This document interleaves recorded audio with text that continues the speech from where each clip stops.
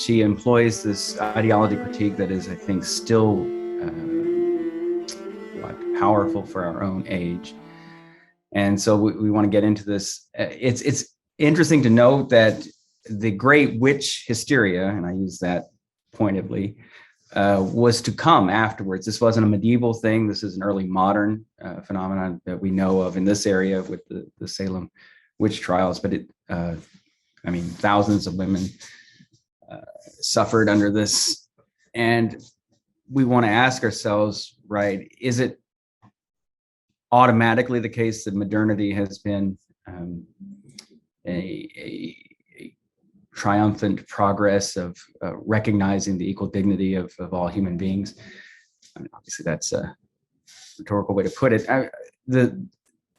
We, as those who are alive now, can't look back on the past and a past age and say that they were all backwards, because, of course, we still have our own blindness, backwardness, and sometimes our very deep barbarities.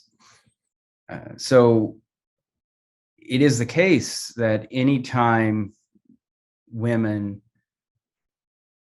begin to make a very serious disruption of the androcentric regime, there's a backlash, and I think that's safe to say, and we have to do this over and over again. Christine is presenting the first very clear female voice in defense of the equal dignity of women, and it is. You hear these words, right, where she's going into why it is that men write what they do against women. In one place, she says, "But these corrupt old men, like an incurable leprosy, are not the upstanding men of old, whom I made perfect in virtue and wisdom." This is the voice of Lady Reason, who's addressing Christine, and she's pointing out sometimes the men are writing these things because they, in their youth, they were seducers of women, and now they're old, they can't get those women anymore, and so out of resentment, they lash out, and I think that's a story that still gets played out.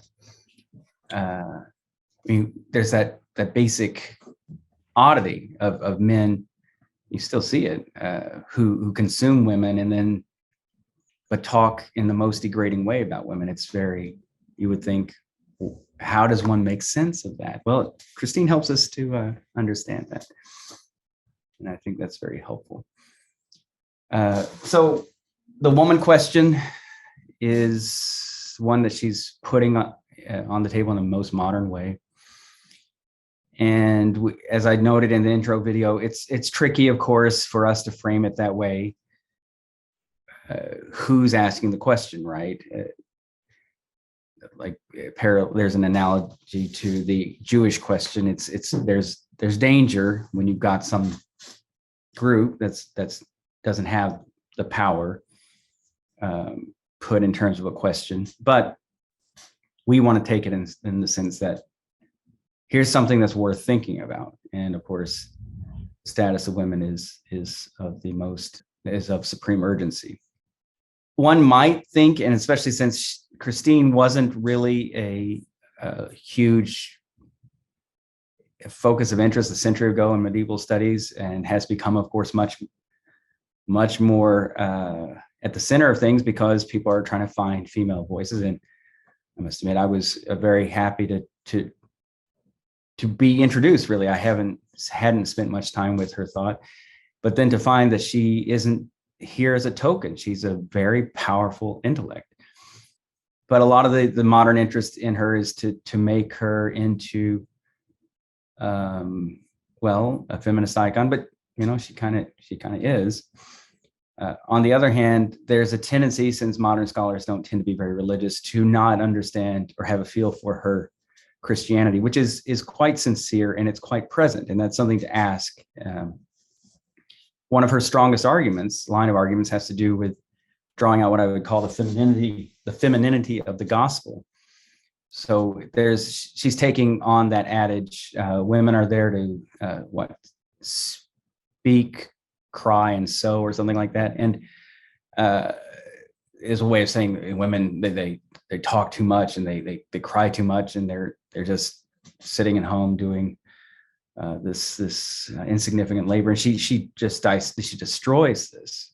And under the defense of women's tears, she points out Jesus cries, and it's a very this is a Catholic believer who's sincere in what she does. And when she brings in Mary, the mother of Jesus, that Mariology, as we call it in systematic theology, is not just an add-on. I mean, she's brought in literally by Lady Justice to be the queen of the city of ladies, and that's it does work. It's meant to show there's a way of taking Christianity, which I agree with her is the correct way, that emphasizes what Cardinal Ratzinger once called the feminine line in Scripture, and it's very important. And I think she's doing really excellent theological work there. Does Christine simply flip the misogynist paradigm? And there's an issue here, right? Because she's having to try so hard to rescue the reputation of women that it sometimes sounds, well, there are those in contemporary debates, and this is very much hot off the press, right? As far as gender ideology, what is woman? Do we think there's such a thing as woman? Does it have anything to do with a female body? I mean, these are questions that would have been very funny to ask 20 years ago, but fine, we can ask them. Every question is worth pursuing. But if a feminist, and that if we want to think about these things, I mean, why is that word the word we use, feminist, which of course feminine names a gender, not strictly speaking the sex. When you want to distinguish between male, female, which has to do with chromosomes and something actually unchangeable, and the masculine and feminine identities, and one can say plural, gender identities that get constellated around those physical realities. And those things, those genders are in fact, of course, socially constructed. I mean, that's an easy concession to make. So why did the movement that defends the dignity of women get called feminist, as opposed to what, femalist? I mean, it sounds better, obviously. So, I mean, it's something we should think about. Maybe it has to do, and you see it with Christine, she's saying there are realities about being a woman, and the characteristics that she thinks are really important for human existence. And when she's dealing with this question of nature, I mean, remember the predicament she begins the book with, that she's the imaginative scene she gives us. And there's no reason to think that she didn't actually feel, but in any case, we know the drama. We can enter this imaginative space. If you read authority after authority, if you think back to a time when there wasn't an organized feminist movement, you have men over and over again saying women are naturally lecherous and gluttonous, that they are, and this is based on the Aristotelian embryology, right? That they are failed males, right? Which, funny thing with Aristotle here, and you can't really blame him in one respect, he didn't have the tools to know this, but it's actually the reverse in a way, that the mammalian template, as opposed to say the avian template, is actually female. And it takes, that is anatomically, we all start out in the womb with a female template. And it's the testosterone that creates male structures.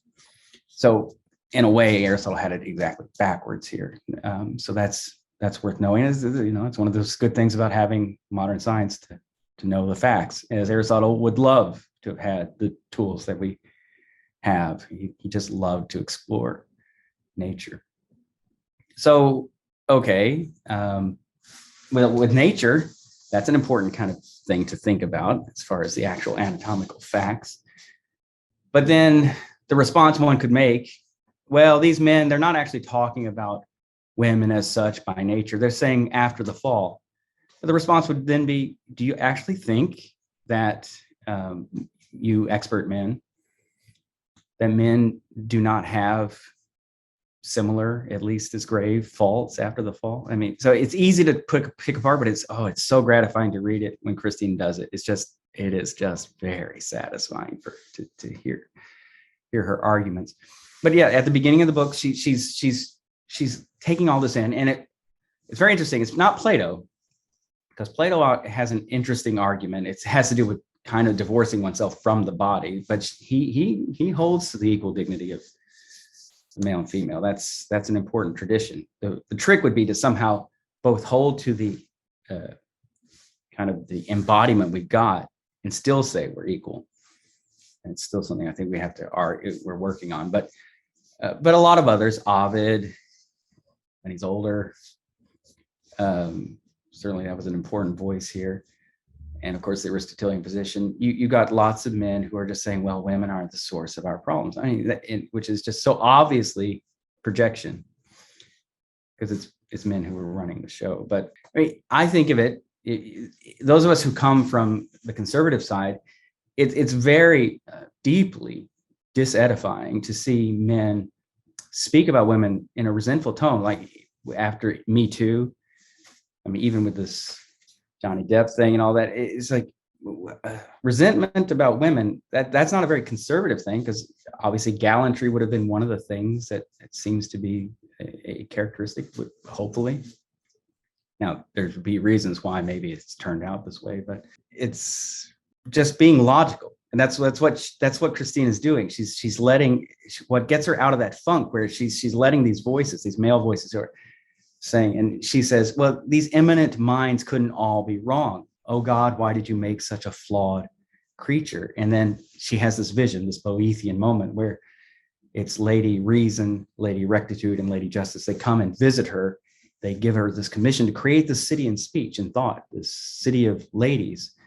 And it really is a modern foundation to give a new space for us to think through these questions and to live a different way, to be the laboratory of a different kind of social coexistence.